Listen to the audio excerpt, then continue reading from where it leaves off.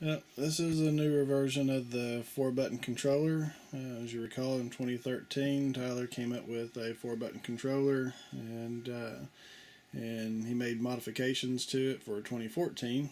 Which one of the modifications is installing an RJ45 jack here on the end of the board, so you can hook up a Cat5, Cat6 RJ45 cable up to it. And as you can see, I've got going through a crap load of cable there. It's probably about 25 feet or more. And then it hooks up to a separate board. And as you can see, the buttons on this little separate board is identical to the layout of the board itself. So if you have the board installed in your prop and it's hard to get to the buttons as you're programming it, you can actually just hook up the cabling, have it hooked up to here, and now we'll just hit the record button. You can see it recording. So now we'll go back over here, and you can see me as I'm pushing the buttons on the remote. The relay is going off, and then now it's programmed. So I did that all via this little remote feature is what we're calling it.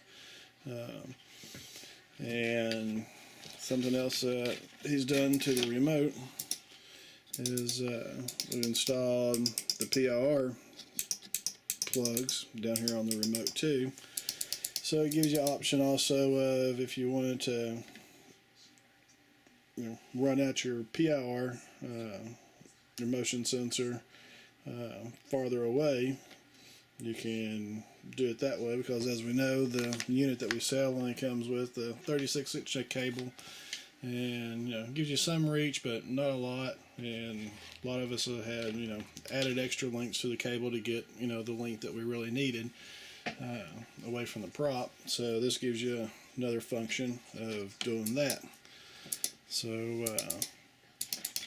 something that we've also incorporated is we inserted some diodes up in here, which should allow, if somebody hooked up these power wires incorrectly, it should not hurt it. So what I'm going to do right now is I'm actually going to see if I can fry my board by hooking the wires backwards. So this is the first time I'm doing this, so wish me luck. So now I've hooked up the wires incorrectly, and you can see my power supply is turned on. And now I want to hook this thing up and keep my fingers crossed that it works like it should. See if I can do this. But gotta lay down the camera, put it right there, so if there's any blue smoke, you'll see it right up close. And so as you can see, the wires are hooked up backwards.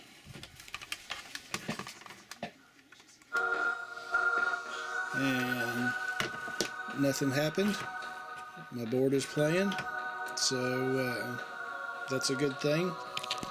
So you hear the sound coming from the speaker. So looks like there's no right way or wrong way on hooking up this thing.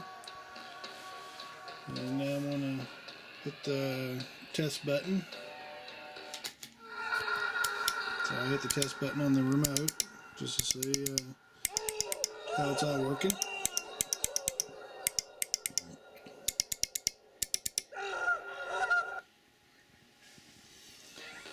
So now you don't have to worry about crossing the wires.